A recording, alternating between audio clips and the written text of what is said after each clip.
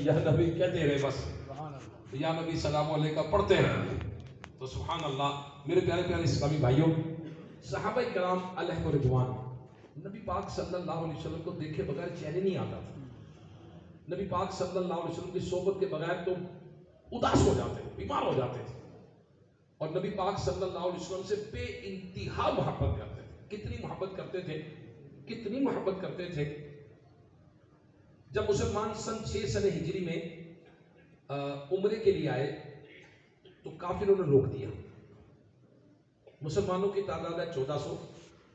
حدیبیہ کے مقام پر مسلمان رکے.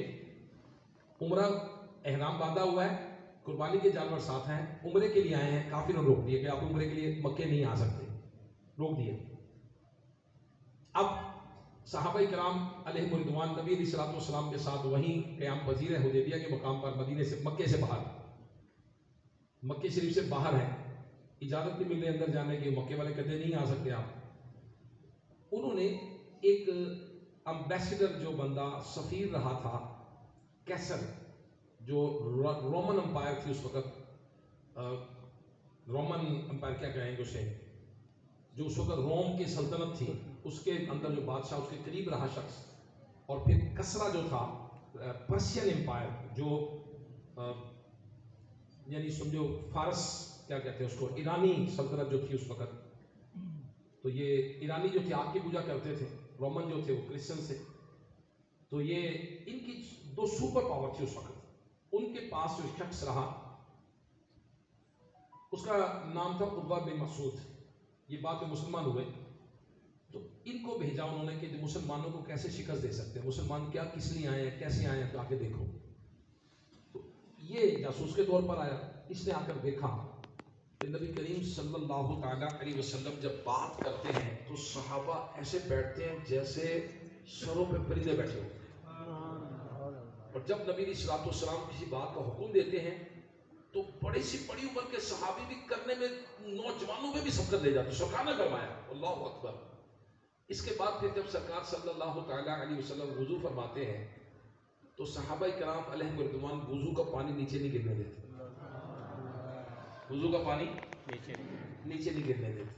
اس کے بعد جب نبی پاک صلی اللہ علیہ وسلم نے سر منڈوایا، بال اتروائے، تو صحابہ سرکار کے بال لینے کے لیے ایک دوسرے پہ جھپٹ رہے.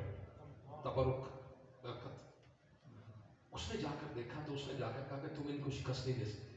سبحان اللہ. جو نبی کے وضو کا قطرہ نیچے نہیں گرنے دیتے پانی کا، وہ خون کا گرنے دیتے. دیکھیں ان کا جذبہ شہادت، شوق شہادت، ڈائریکشن زبردست ترین، کمال کمال. تم شکست نہیں دے سکتے. اب مسلمانوں کے جو نبی ہیں صلی اللہ علیہ وسلم، صحابہ کی محبت تو بہت زیادہ تھی. کیسی محبت تھی، سبحان اللہ. ان کی محبت دیکھیں کیسی تھی. ایک شخص سرکار کی بارگاہ میں حاضر ہوئے. انہوں نے سونے کی انگوٹھی پہنی ہوئی تھی، سونے کی.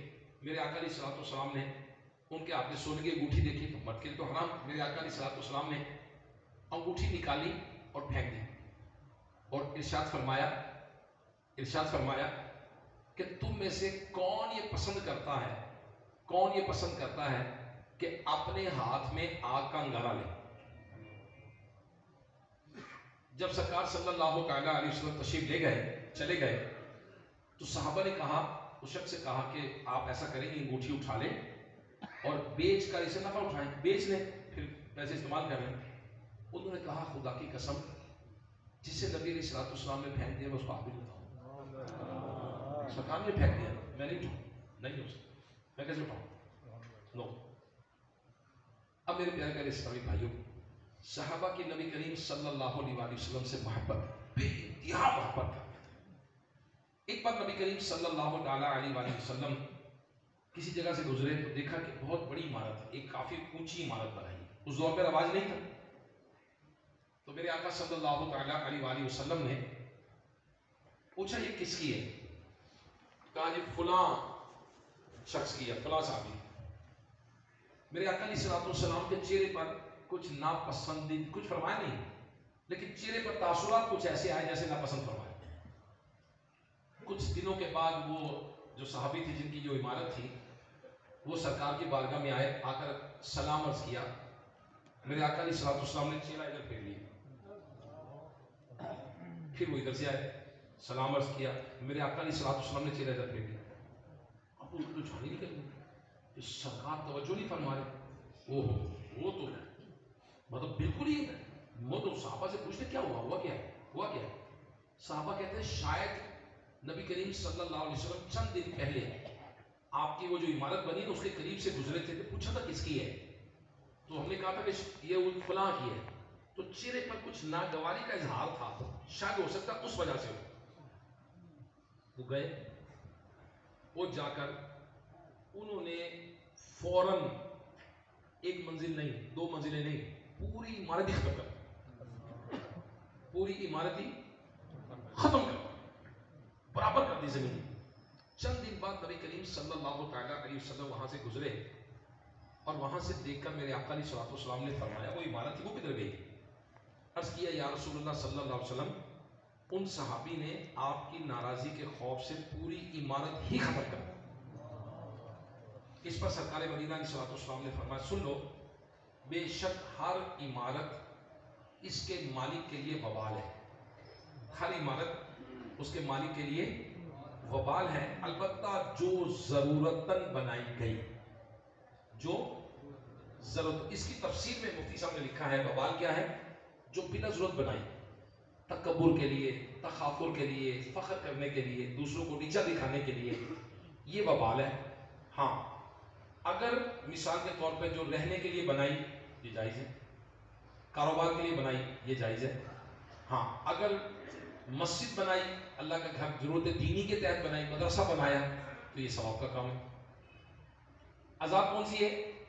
جو فخر کے لیے، تکبر کے لیے بنائی، دوسروں کو نیچے. اب صحابہ کرام علیہ رضوان، اب دیکھیں نبی علیہ السلام نے ناپسند فرمایا، کچھ فرمایا نہیں، ناجائز نہیں فرمایا، حرام نہیں فرمایا، کچھ بھی نہیں فرمایا، مگر وہ صحابی اللہ اکبر صرف اس وجہ سے کہ میرے اور نبی علیہ السلام میں آڑ بن گئی ہے، عمارت ختم، بالکل ڈھا دیا، ختم کر دیا کہ محبوب صلی اللہ علیہ وسلم کی ناراضی کا سبب بن گیا ہے. نہیں دیکھا میرے پیسے میں لگے نہ ختم، خلاص. اور وہ لوگ جو تھے وہ صرف اور صرف اللہ اور اس کے محبوب کو راضی کرتے تھے، بس اللہ اور اس کے محبوب کو. اگر صحابہ کرام علیہ رضوان کی زندگیوں میں دیکھیں تو ایسے بے شمار واقعات ہیں، اللہ کو راضی کیا، اس کے محبوب کو راضی کیا، بس. اور اللہ تعالیٰ اور اس کے رسول کو راضی کرنے کے لیے تن من دھن کی بازی لگا دیتے تھے، پیچھے نہیں ہٹتے تھے. اب ہمارے لیے بھی اس میں سبق کیا ہے کہ ہر وہ بات، ہر وہ کام، ہر وہ نظریہ، ہر وہ انداز، ہر وہ عادت جو رسول کریم صلی اللہ تعالیٰ علیہ وسلم کی ناراضی کا سبب ہو، ایک مسلمان کی شان یہی ہے اس بات کو، اس کام کو، اس عادت کو فوراً چھوڑ دے اور نبی کو راضی کرنے کی کوشش کرے. اس فکر میں لگ جائے، اس فکر میں لگ جائے کہ میرے نبی مجھ سے ناراض نہ ہو جائے، میرے نبی مجھ سے ناراض نہ ہو جائے. کیوں؟ اس کے لیے کہ اللہ پاک کو جو راضی کرے، اس کے محبوب کو جو راضی کرے، وہ کامیاب شخص ہے. اور جس نے اللہ پاک اور اس کے رسول کو ناراض کر لیا وہ فیل ہو گیا، دنیا فیل ہو گیا، اس کے آخرت بھی فیل، بالکل فیل ہو گیا. تو قرآن مجید فرقان حمید میں 10ویں پارے کی سورہ توبہ کی آیت نمبر 62 میں اللہ پاک نے ارشاد فرمایا حالانکہ اللہ اور اس کا رسول اس بات کے زیادہ حقدار ہیں کہ لوگ اسے راضی کریں اگر وہ ایمان والے ہیں. یعنی اگر ایمان والے ہیں نا تو اللہ اس کے رسول اس بات کے زیادہ حقدار ہے کہ ان کو راضی کریں. ہم کن کو راضی کرتے ہیں؟ مالے داروں کو. ہم کس کو راضی کرتے ہیں؟ لوگوں کو. اور اللہ پاک قرآن میں کیا فرماتا ہے؟ اللہ اس کے رسول زیادہ حقدار ہے کہ ان کو راضی کریں. اور یقین کیجئے نبی پاک صلی اللہ تعالیٰ علیہ وآلہ وسلم کو راضی کرنا بڑا ضروری ہے. اور ہر وہ کام جس سے نبی پاک صلی اللہ علیہ وسلم نے ناراضی کا اظہار کیا، بیزاری کا اظہار کیا، ہمیں اس سے بچنا ہے، ہمیں اس سے بچنا ہے، ہمیں اس کام کو چھوڑ دینا ہے. کیسا عاشق رسول ہے؟ وہ کہتا ہے جی غلامی رسول میں جان بھی قبول ہے، موت بھی قبول ہے، لیکن وہ برے کام نہیں چھوڑتا جس کو نبی نے ناپسند فرمایا. آئیے میں آپ کی خدمت میں عرض کرتا ہوں میرے آقا صلی اللہ تعالیٰ علیہ وآلہ وسلم نے کیا فرمایا اور کس چیز سے بیزاری کا اظہار کیا. آج ہم نے نبی کو ناراض کرنے والے سارے کاموں سے توبہ کر لیں. پکی بات ہے. دیکھیں میں آپ کو حدیثیں سناؤں گا, میں آپ کو نبی کا فرمان سناؤں گا. آج ہم نے توبہ کرنی پوری پوری. چلیں بخاری شریف کی حدیث پاک میں آپ کو سناتا ہوں. سرکار مدینہ صلی اللہ علیہ وسلم نے ارشاد فرمایا, جو خوش الہانی سے قرآن نہ پڑھے, خوش الہانی سے قرآن نہ پڑھے, وہ ہم میں سے نہیں. بخاری شریف کی حدیث میں نے آپ کے سامنے یہ میں نے سنائی ہے. باب بخاری شریف کتاب التوحید صفحہ نمبر 1815 حدیث نمبر 7527 بخاری شریف کی حدیث ہے. اب اس کی شرح میں مفتی صاحب نے کیا لکھا ہے, اس کا معنی یہ ہے کہ خوش الہانی اور اچھے لہجے سے پڑھے.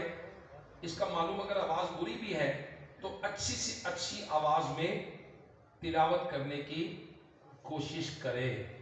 اب یہ اس کے لیے ہے جو اچھی آواز میں تلاوت نہ کرے, اور جو بالکل ہی نہ کرے اس کو کیا کہیں گے آپ. اب کتنے کتنے مہینے گزر جاتے ہیں تلاوت قرآن نہیں ہوتی, کتنے کتنے سال گزر گئے قرآن ختم نہیں ہوا. ناظرہ قرآن دیکھ کے بھی نہیں ختم کیا ہوں. میرے پیارے پیارے اسلامی بھائیوں, آج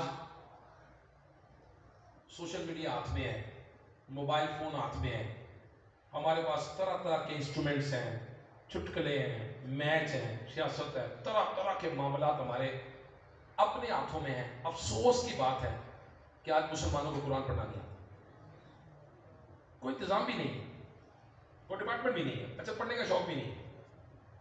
بھئی شوق ہے تو کوئی بندہ ویئر دیر از اے ول دیر از اے وے. کوئی شوق ہوتا ہے تو بندہ کو رستہ تو بناتا ہے نا یار, اپنے لیے, کو اپنے بچوں کے لیے, کو اپنی بچیوں کے لیے, وہ طریقہ ہوتا ہے. میرے نبی صلی اللہ علیہ وسلم فرماتے ہیں جو خوش الہانی سے قرآن نہ پڑھے وہ ہمیں سے نہیں. لیکن کیا سسٹم ہے بتائیے نا ذرا میرے پاس.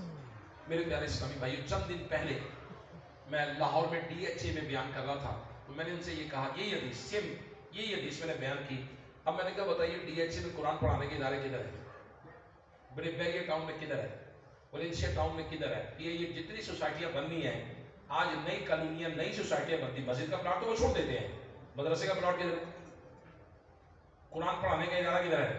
اسکول پہ بلڈنگ کرائے پہ دے دیتے ہیں, سارے کاروبار ہے, پیسہ ہے, کمائی کرائیں گے. اور بھائی قرآن کدھر پڑھانا ہے, کیا بچیاں قرآن نہیں پڑھیں گے, کیا بچے قرآن نہیں پڑھیں گے, کیا قرآن کے بغیر مر جائیں گے. نتیجہ کیا ہو رہا ہے, قرآن سے دور ہوئے تو آج دنیا میں ذلیل ہو رہے ہیں, آج دنیا میں خوار ہو رہے ہیں. لوگ ہمیں تانے دیتے ہیں مسلمانوں کو, تجھے جہاد کی کیتا ہے. مسلمانوں کو جدھر سے جہاد کرنا تھا وہ قرآن ہی نہیں آتا, وہ تو ترجمہ بھی نہیں پڑھا. دیکھ ترجمہ بعد میں پڑھیں گے, پہلے دیکھ کے بھی نہیں آتا. بھائی اللہ پاک نے قرآن میں ارشاد فرمایا, قرآن میں فرمایا نا ادخلوا فی السلم کافہ, اور اسلام میں پورے کے پورے داخل ہو جاؤ. اللہ پاک نے قرآن میں فرمایا نا نبی علیہ السلام کو کہ آج میں نے تم پر دین مکمل کر دیا, آج میں نے تم پر دین مکمل کر دیا. کوئی چیز کمی تو نہیں چھوڑی رب نے. بھئی نبی دنیا سے اللہ کے نبی کب تشریف لے گئے؟